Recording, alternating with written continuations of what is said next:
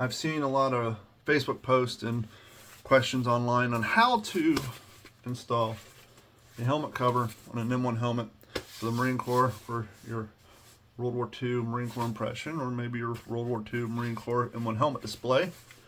So I figure if anything I have is an abundance of helmets and I got a cover. I want to put this caveat out there.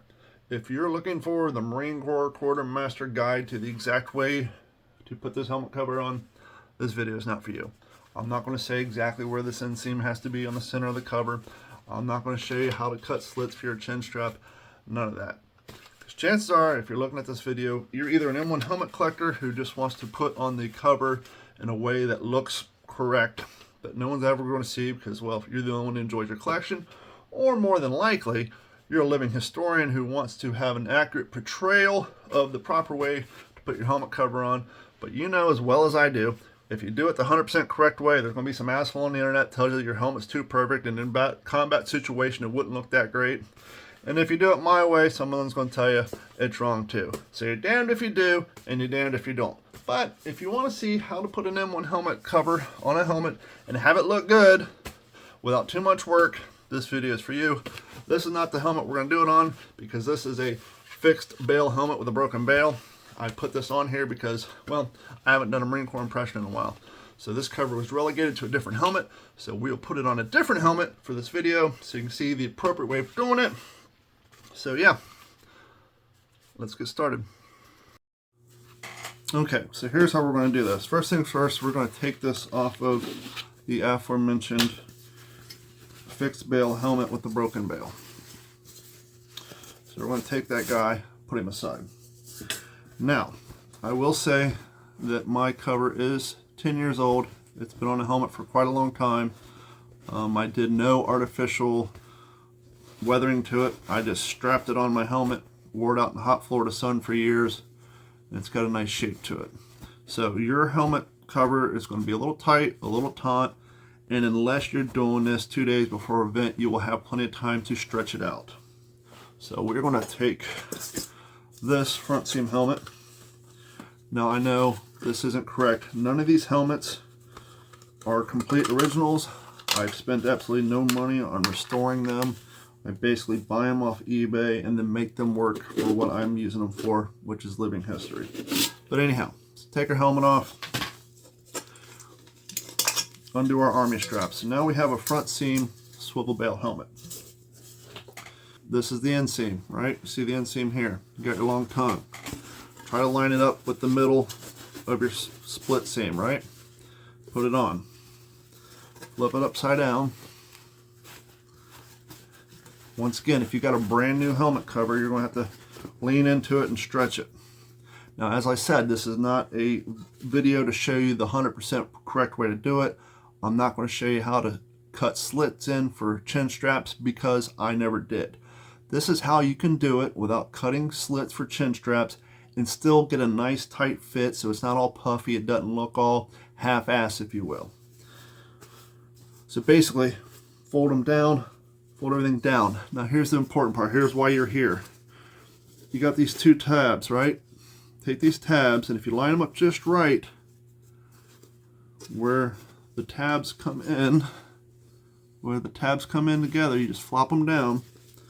And if you try hard enough, you can take these guys and wedge them down around your bail, right? Just like that. Do that on both sides. Down around the bail, right? No slit needed. You take your liner, press it in there. Once again, it's going to be kind of floppy and ugly there, right? So you take your helmet liner out.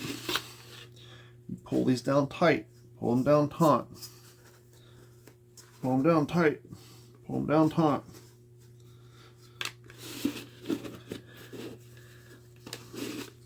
Manipulate it a little bit.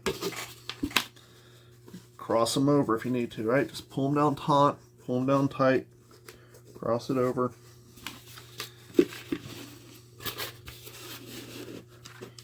All right, put your liner on there, chin strap, if you will. Fasten it up. Now, it's a little baggy on the side, right? But it's not super puffy. It don't look like it's hanging off. It doesn't look farby. It looks like a helmet. Looks like a cover that has been, you know, worn in the heat. It got wet on the right end. It dried off. It stretched a little bit. Over time, you'll start developing rust marks like this. So here you go. Is this 100% accurate to quartermasters? No. Think of this as someone comes into your bunk, throws a helmet liner on your bunk, and says, hey, get the shit on your helmet by 0300. We're loading up at 0500. We're going to spin circles out in the water until 0900. Then we're going to hit the beach. You're not going to want a green helmet when you hit the beach, so put camo side out. So you want to know how to do it without putting slits, without having puffy corners. There you go. I hope that helps. Now don't be doing this. This is Army stuff. Marine Corps didn't do that. So do not do the reverse chin strap. This is your Marine Corps camouflage cover liner. I know it's a quick video. Hope it helps. Once again, it's quick because it's not that difficult. It all just comes down to stretching it out. So, you know, when you do it, you may have some puffy corners. Put your liner in there, let it sit for a week, pull it off, tighten it down, put it back in there. Over time, it will stretch out. Like I said, unless you got an event coming up next week, it should be good.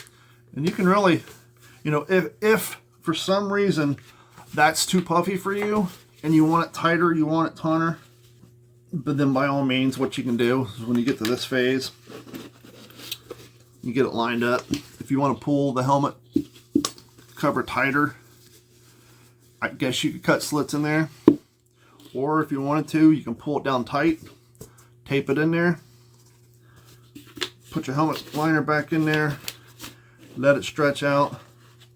But once again, I've never really been overly concerned with the puffiness of it, because to me it lends more authenticity to the look of it in a combat situation. Now, if you got a brand new shiny uniform, you may want to have a nice tight squared away helmet liner just to make it match. But if you're like me and your P41s are now 10 years old, they've been out in the Florida sun, they've been sweated on, a helmet cover that's not 100% super tight actually goes with the uniform quite nice. So I hope this helps.